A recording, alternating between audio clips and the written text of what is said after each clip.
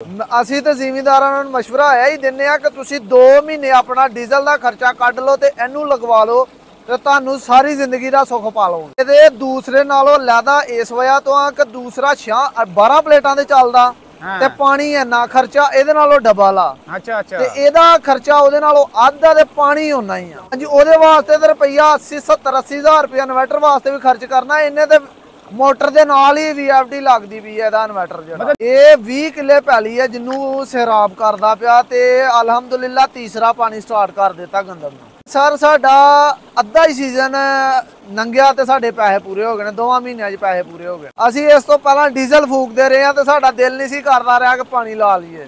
ਚਲਾਉਣਾ ਸੌਖਾ, ਉਂਗਲ ਦੇ ਨਾਲ ਬਟਨ ਦਬਾਉਣਾ ਤੇ ਇਹਨੂੰ ਚਲਾ ਦੇਣਾ ਸੌਖਾ ਹੋ ਗਿਆ ਜੀ। ਨਵੀਂ ਟੈਕਨੋਲੋਜੀ ਆ।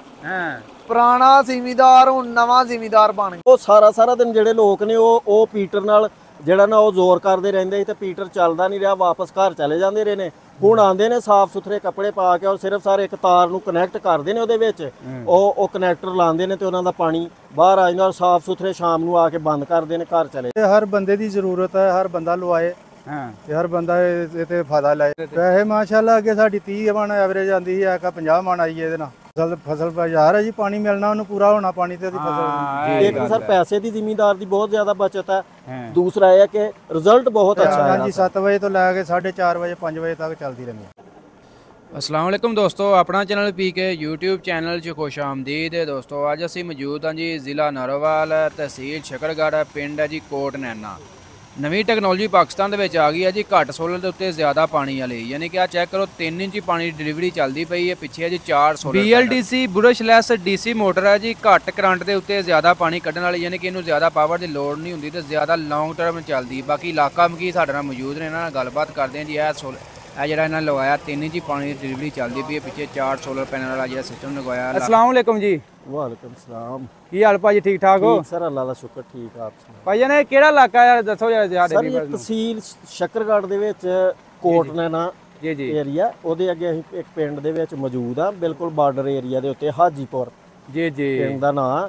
ਤੇ ਇੱਥੇ ਸਾਰਾ 3 ਇੰਚ ਦੀ ਡਿਲੀਵਰੀ ਜਿਹੜੀ ਆ ਉਹ ਲਵਾਈ ਆ। 4 ਸੋਲਰ ਪੈਨਲ ਨੇ, ਸ਼ਹਜ਼ਾਦ ਵਾਲੇ ਦੇ ਬਰਸ਼ਲੈਸ ਪੰਪ ਨੇ ਸਰ। ਬਹੁਤ ਅੱਛਾ ਰਿਜ਼ਲਟ ਹੈ ਇਹਨਾਂ ਦਾ ਸਰ। ਬਾਕੀ ਜਿਹੜੇ ਲੋਕ ਪਹਿਲੇ ਪੀਟਰ ਵਗੈਰਾ ਯੂਜ਼ ਕਰਦੇ, ਡੀਜ਼ਲ ਵਗੈਰਾ ਲੈਣ ਜਾਂਦੇ ਸੁਬਾ ਸਰ, ਉਹਨਾਂ ਵਾਸਤੇ ਬਹੁਤ ਅੱਛੀ ਖੁਸ਼ਖਬਰੀ ਆ ਕਿ ਉਹ ਲੋਕ ਜਿਹੜੇ ਨੇ ਉਹ ਡਾਇਰੈਕਟ ਸ਼ਹਜ਼ਾਦ ਦੇ ਬਰਸ਼ਲੈਸ DC ਪੰਪ ਯੂਜ਼ ਕਰ ਔਰ ਫ੍ਰੀ ਪਾਣੀ ਜਿਹੜਾ ਨਾ ਉਹ ਆਪਣੀਆਂ ਜ਼ਮੀਨਾਂ। ਸ਼ਹਜ਼ਾਦ ਵਾਲਿਆਂ ਦੇ ਵਾਹਦ ਪੰਪ ਨੇ ਜਿਹੜੇ ਮਤਲਬ ਕਮ ਤੋਂ ਕਮ ਜਿਹੜੇ ਨੇ ਉਹਨਾਂ ਨੂੰ ਪੈਨਲ ਯੂਜ਼ ਹੁੰਦੇ ਨੇ।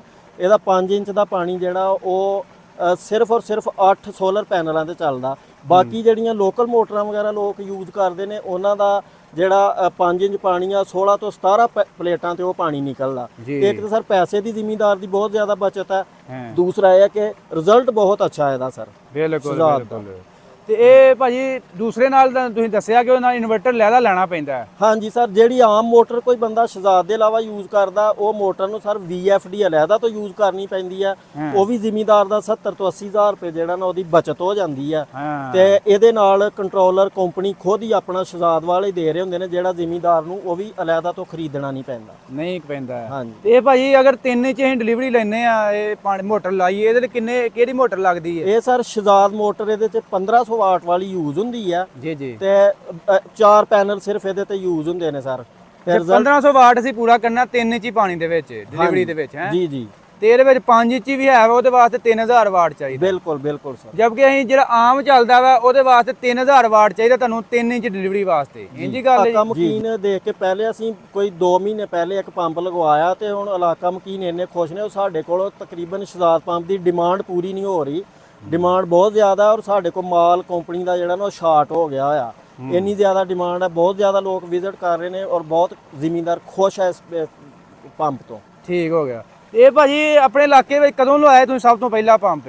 ਸਭ ਤੋਂ ਪਹਿਲਾ ਪੰਪ ਸਰ ਤਕਰੀਬਨ 6 ਮਾਹ ਪਹਿਲੇ ਲਗਵਾਇਆ। 6 ਮਾਹ ਪਹਿਲੇ। ਤੇ ਹੁਣ ਉਹਦੇ ਬਾਅਦ ਇਨਸ਼ਾਅੱਲਾ ਜਿਹੜਾ ਨਾ ਪਰ ਡੇ 3-4 ਪੰਪ ਡੇਲੀ ਜਿਹੜੇ ਨੇ ਉਹ ਇੰਸਟਾਲ ਹੋ ਰਹੇ। ਪਾਣੀ ਦਾ ਲੈਵਲ ਸਰ BLDC ਮੋਟਰ ਦਾ 20 ਤੋਂ 25 ਫੁੱਟ ਤੱਕ ਇਹ ਪਾਣੀ ਦਾ ਲੈਵਲ ਹੋਣਾ ਚਾਹੀਦਾ।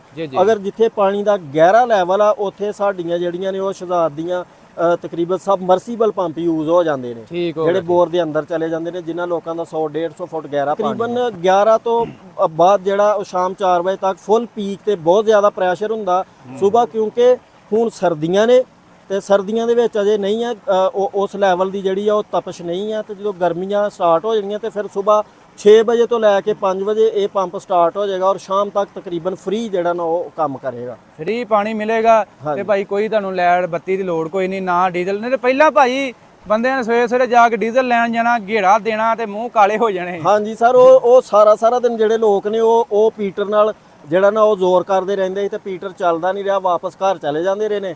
ਹੁਣ ਆਉਂਦੇ ਨੇ ਸਾਫ਼ ਸੁਥਰੇ ਕੱਪੜੇ ਪਾ ਕੇ ਔਰ ਸਿਰਫ ਸਾਰੇ ਇੱਕ ਤਾਰ ਨੂੰ ਕਨੈਕਟ ਕਰਦੇ ਨੇ ਉਹਦੇ ਵਿੱਚ, ਉਹ ਕਨੈਕਟਰ ਲਾਉਂਦੇ ਨੇ ਤੇ ਉਹਨਾਂ ਦਾ ਪਾਣੀ ਬਾਹਰ ਆ ਜਾਂਦਾ ਔਰ ਸਾਫ਼ ਸੁਥਰੇ ਸ਼ਾਮ ਨੂੰ ਆ ਕੇ ਬੰਦ ਕਰਦੇ ਨੇ, ਘਰ ਚਲੇ ਜਾਂਦੇ ਨੇ ਸਰ। ਆ ਹੁਣ ਮਾਸ਼ਾ ਸਾਡੇ ਲਾਗੇ ਸਾਰੇ ਖਲੋਤੇ ਨੇ, ਇਹਨਾਂ ਵਿੱਚੋਂ ਬੰਦਿਆਂ ਨੇ ਲਵਾਏ ਨੇ ਆ BLDC। ਬਾਕੀ ਇਹ ਨਾਲ ਭਾਈ ਹੁਣਾਂ ਨਾਲ ਗੱਲਬਾਤ ਕਰਦੇ, ਜਿੱਥੇ ਇਸ ਟਾਈਮ ਟੂਬਲ ਤੇ ਖਲੋਤੇ ਆ ਭਾਈ ਹੁਣੀ ਨਾਲ ਨੇ, ਇਹਨਾਂ ਨੇ 3 ਇੰਚ ਹੀ ਲਵਾਇਆ। ਆ ਭਾਈ ਉਹਨਾਂ ਨੂੰ ਮੈਕ ਦਿਓ, ਭਾਈ ਇਹਨਾਂ ਨਾਲ ਹੁਣ ਗੱਲਬਾਤ ਕਰਦੇ ਆ। ਅਸਲਾਮ ਵਾਲੇਕੁਮ ਜੀ। ਵਾਲੇਕੁਮ ਸਲਾਮ ਭਾਈ ਜਾਨ ਕੀ ਹਾਲ, ਠੀਕ ਠਾਕ ਹੋ? ਘੋੜਿਆ ਮਤਲਬ ਠੀਕ ਹੈ ਕੰਮ, ਇਹ ਮੁਨਾਫਾ ਬਖਸ਼ੇ? ਇਹ ਮਾਸ਼ਾਅੱਲਾ ਜੀ ਜਾਨ ਛੁੱਟ ਗਈ ਪੀਟਰ ਚਲਾਉਣ ਤੋਂ, ਹਾਂ ਤੇ ਬੜਾ ਸਕੂਨ ਪਾਇਆ ਜਦੋਂ ਦੀ ਲਵਾਈ ਆ। ਅੱਛਾ ਜੀ, ਸਾਲ ਹੋ ਗਿਆ ਲਵਾਈ ਨੂੰ, ਐਵਰੇਜ ਵੀ ਵੱਧ ਗਈ ਆ ਹਾਂ, ਤੇ ਪਾਣੀ ਮੁਫਤ ਦਾ ਮਿਲਦਾ ਪਿਆ। ਇਹ 3 ਇੰਚ ਪਾਣੀ ਦੇ ਕਿੰਨੇ ਏਕੜ ਵਾਸਤੇ ਤੁਹਾਡੇ ਹਿਸਾਬ ਨਾਲ ਮਤਲਬ ਹੈ?